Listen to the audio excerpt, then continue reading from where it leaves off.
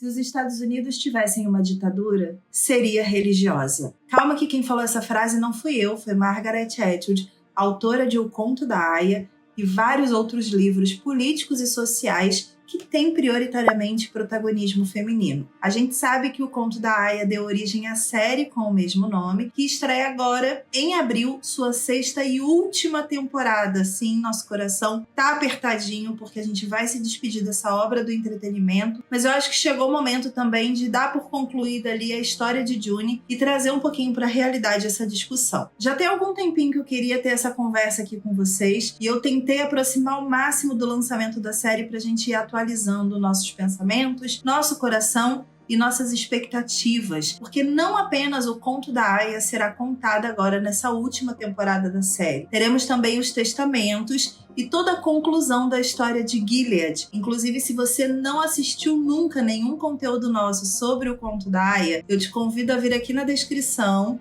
dar uma olhadinha na playlist de O Conto da Aia, e tem cobertura de todas as temporadas e também dos livros. A gente fez leitura coletiva com vocês do livro Conto da Aia e do livro Os Testamentos, com comentários incríveis aqui, lives foram feitas, foi maravilhoso e eu espero que a gente esteja junto, segurando uma mão do outro nesse final de história de June na TV. Em 2020, Margaret Atwood estava viajando pelo mundo para divulgar o lançamento de Os Testamentos. E nessa divulgação, ela deu uma entrevista muito legal para a BBC de Portugal, falando um pouquinho sobre sua visão de mundo dentro do universo de O Conto da Aia. Da onde ela tirou essa história, de onde veio essa inspiração, por que uma teocracia? E ela falou bastante sobre o que ela prospectava para o futuro, não apenas para os Estados Unidos, mas para o mundo, dessa nova onda política e econômica que, curiosamente, estamos vivendo agora em vários países, inclusive no Brasil. E eu trouxe para vocês esse texto, eu já estou com ele guardado, gente, há muitos anos. E eu trouxe ele agora porque eu acho que cabe nesse momento a gente expandir um pouquinho a nossa mente, misturar um pouquinho ficção e realidade e identificar sinais todos os dias de tudo que a gente pode ter de armadilha que nos leve de fato para esses sistemas mais opressores, limitantes, exclusivistas e preconceituosos em muitos momentos, né? O Conto da Aia nada mais é do que uma história que estereotipa ao extremo vários tipos de preconceitos. A gente tem ali o preconceito contra o corpo feminino, contra a liberdade feminina, contra a liberdade de pensamento da mulher, tem contra os LGBTs, contra as pessoas negras, enfim, são muitas camadas ali de preconceitos, todos embasados pela Bíblia naquele universo. Então vamos lá que eu vou ler o textinho com vocês aqui da Margaret Atwood, o que ela falou para essa jornalista lá em Portugal, claro, comentando com vocês aqui ao longo dessa leitura. Como eu falei para vocês, essa entrevista foi cedida em 2020 pela Margaret Atwood durante o Festival RAI em Cartagena, na Colômbia, para o canal BBC e o jornal ABC da Espanha. Então eles tiveram 1 hora com a autora exclusiva e Margaret tem aqui uma grande fala que a jornalista carinhosamente nos cedeu sem interrupções e sem perguntas. Olha que incrível. Abre aspas aqui. Os tempos mudaram. Nos anos 1970, houve muitas conquistas. Muitas leis foram alteradas e as mulheres ganharam mais direitos. Nos anos 80, quando eu escrevi O Conto da Aia, houve um momento de recuo. O direito religioso fazia parte desse revés nos Estados Unidos e conseguiu derrotar a Emenda dos Direitos Iguais, que busca incluir a igualdade de gênero na Constituição. Escrevi o livro para fazer várias perguntas. Por exemplo, se os Estados Unidos tivessem um totalitarismo ou uma ditadura, de que tipo seria? Seria comunista? Seria chamada de fascista? Não, seria religiosa. E aqui eu quero chamar a atenção para a visão que ela tinha naquele momento de vivências ditatoriais do mundo desde o início do século XX. Claro que existe registro histórico de sistemas ditatoriais e opressores desde o início da humanidade. Infelizmente, a gente tende a esse caos de ter um opressor sempre tentando criar um ambiente fértil para o oprimido ficar ali paradinho sem atrapalhar o sistema dele. Mas a Margaret, inclusive, ela vai falar sobre isso aqui. Ela reflete muito sobre as vivências do século XX, né? Tudo que aconteceu ali desde o início de 1900 até essa década de 1980. E a conclusão que ela chega é que o mundo, os Estados Unidos especificamente, não repetiria os erros do passado.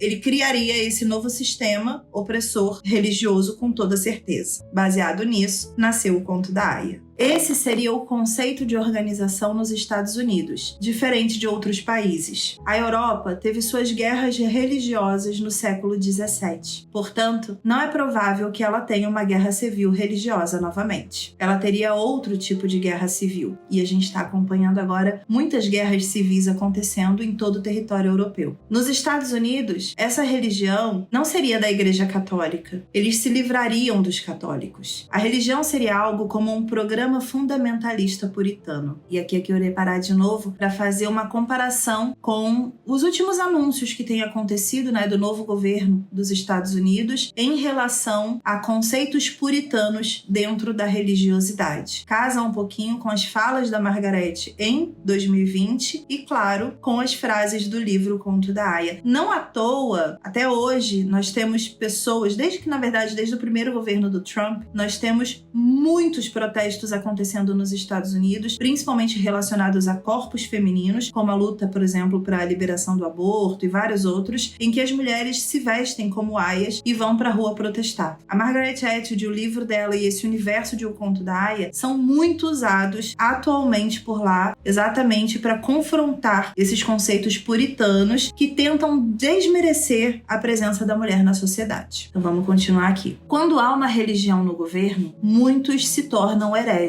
Católicos, batistas, todos são concorrentes. Quando os bolcheviques venceram a revolução na Rússia, de quem eles se livraram primeiro? Dos mencheviques. E em seguida dos velhos bolcheviques. Portanto, a primeira pergunta é: que tipo de ditadura seria? E a próxima: como isso tomaria forma? Como eles eliminariam a Constituição? Que é algo que eles parecem estar fazendo agora de qualquer maneira. Isso em 2020, e agora a gente vê reflexos desse mesmo pensamento nos Estados Unidos, sobre a desimportância da Constituição e, mais ainda, a desimportância da miscigenação de outras etnias, de outras origens, de estrangeiros, de fato, nos Estados Unidos, e, para além disso, guerra de gênero. Tudo isso está acontecendo agora, em 2025, nos Estados Unidos. Em outras palavras, estou muito interessada em como as ditaduras e os totalitarismos evoluem. E por que eu estou interessada nisso? Porque eu tenho idade suficiente para lembrar das do século XX. Eu tenho idade suficiente para lembrar de Adolf Hitler,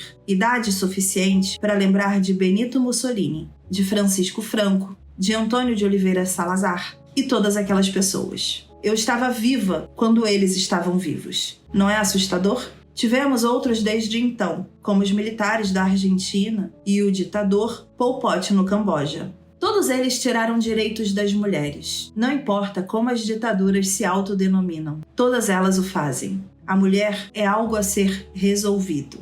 Então eu coloquei no livro coisas de todo mundo, inclusive dos Estados Unidos, que já haviam acontecido ou que estavam acontecendo na época nos anos 80. Muitas ainda acontecem e ainda estamos sofrendo contratempos. O interessante desse livro é que em qualquer país que você vá, encontrará mulheres que pensam que é sobre o país delas. E isso acontece muito, curiosamente. Aqui no Brasil, recentemente, na época da cobertura da 5ª temporada de The Handmaid's Tale, a gente falou muito sobre isso. Sobre as semelhanças de várias coisas que estavam acontecendo na época por aqui. E isso é muito real, independente do tempo que você leia e do lugar que você leia o Conto da Aia. Enquanto mulher, você se identifica com o livro em cada vírgula que a Margaret escreveu. Tive que colocar aqui o meu fone, porque o áudio parou de ser captado. Então, vamos continuar a leitura agora com este áudio aqui. Isso é bom porque é o que eu pretendia. Eu não queria que ele fosse muito específico sobre nenhum país. O livro, que ela está dizendo. Não se trata apenas de escravidão nos Estados Unidos, embora haja elementos dela. Também existem elementos de outros países, como o roubo de bebês na Argentina. Durante o governo militar, quando as mulheres tinham um bebê na prisão, elas geralmente o davam a generais ou colaboradores. Então agora tem muitas pessoas aprendendo que elas não são quem elas pensavam que eram.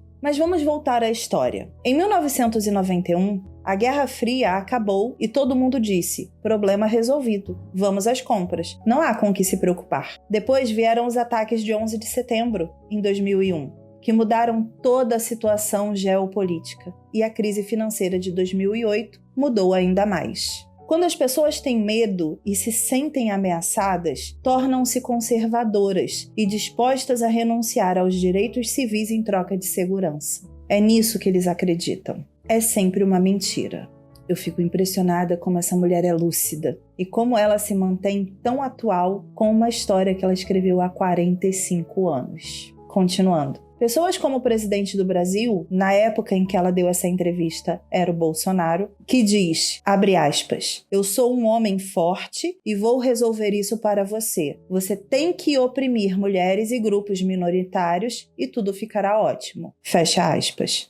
Gilead não é diferente disso. E é por isso que devemos dizer repetidas vezes, isso não é verdade. Os republicanos, durante as últimas 3 eleições presidenciais, disseram coisas muito peculiares sobre mulheres, coisas baseadas em ideologia e não biologia. Eles fizeram declarações absurdas, como que se te estuprassem e você engravidasse, não foi estupro, porque o corpo feminino tem mecanismos para impedir gravidez em caso de estupro. Nas eleições de 2016, essas pessoas ganharam poder e se tornaram capazes de implementar a sua agenda. Já tínhamos metade da série filmada em 2016, quando acordamos em 9 de novembro e dissemos, estamos diante de uma série diferente. Mas não porque mudamos alguma coisa, mas porque o quadro em torno da série mudou. A série ia parecer diferente. Em abril de 2017, estreamos e muitas pessoas pensaram, é isso que vai acontecer, embora talvez sem as roupas. Seria uma roupa discreta, mas não exatamente essa. No caso, as roupas das aias, né? Comecei a escrever os testamentos depois dessas eleições, porque você podia ver para onde as coisas estavam indo. Em fevereiro de 2017, contei aos meus editores o que eu estava fazendo. Essa foi a ordem dos acontecimentos. Antes de escrever os testamentos, perguntaram-me o que aconteceu com Offred. A escolha é sua, eu respondia para todos. Agora as pessoas me perguntam qual é a ansiedade mais disseminada. E essa pergunta é se há esperança, referindo-se à raça humana. E é claro que há esperança. Isso não significa que é sempre justificada, mas nós temos. Caso contrário, não acordaríamos de manhã. Você deve agir com base nessa esperança. Esse é o texto, que a jornalista compartilhou da primeira fala da Margaret Atwood, de onde veio essa teocracia, esse universo distópico em que os Estados Unidos sofrem um golpe de governo baseado em religião e muda absolutamente tudo relacionado aos princípios fundamentais daquele país, principalmente em relação à liberdade e ao direito da Constituição. E aí, quando ela olhou para o mundo e percebeu que todo mundo estava seguindo essa mesma onda, todo mundo estava seguindo esse mesmo movimento, que erroneamente ainda é muito associado a movimentos políticos antigos. Por mais que em alguns lugares as pessoas ainda se referenciem, por exemplo, aos movimentos políticos dos anos 30 e 40, que acabou resultando na Segunda Guerra Mundial, ou então da Guerra Fria, ou então outros momentos históricos que tiveram ali sistemas de opressão, ditatoriais, ainda assim não é a história se repetindo. Por mais que alguns fundamentos pareçam semelhantes em O Conto da Aia e em vários movimentos políticos hoje em dia, a gente tem a mídia agregando e impulsionando pensamentos extremistas. E é nesse ponto que eu queria chegar. Quando você une a história de O Conto da Aia com os testamentos,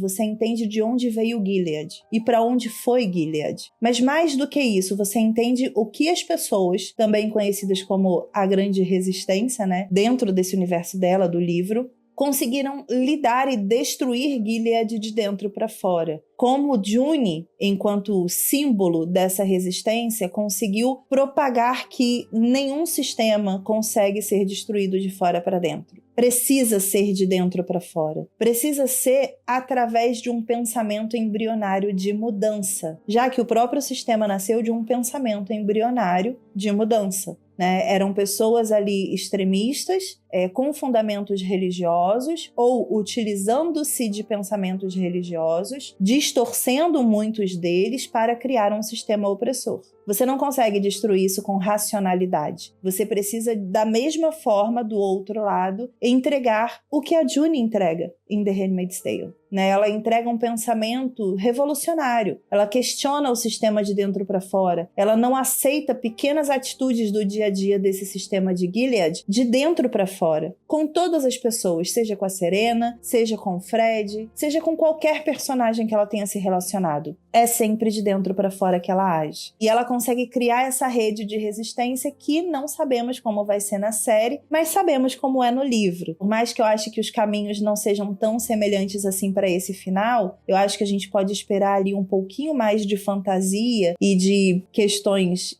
escalafobéticas da TV americana, ainda assim a gente vai ter a essência da June construída ali, e é isso que importa no fim. É a mensagem que vai ficar, sabe? É o eco que fica de The Handmaid's Tale no nosso coração e na nossa mente, porque é o que Margaret Atwood fala em absolutamente todas as aparições públicas que ela tem. Gilead não surgiu do nada, ela surgiu a partir de estudo e referência histórica, e ela também não está indo para lugar nenhum. A gente sempre está indo para algum lugar. Sempre tem alguém querendo resistir ou confrontar alguma coisa. E é o que ela falou. Em todos esses sistemas, nós temos um ponto semelhante. A mulher é um problema a ser resolvido. Como a gente lida com essa transformação dos sistemas e com esse problema que nós somos e que sempre precisa ser resolvido. A frase da June que mais me impacta em The Handmaid's Tale na série é a que ela tá contando a história de como tudo aconteceu e ela fala: os sinais estavam ali o tempo todo, a gente que não viu.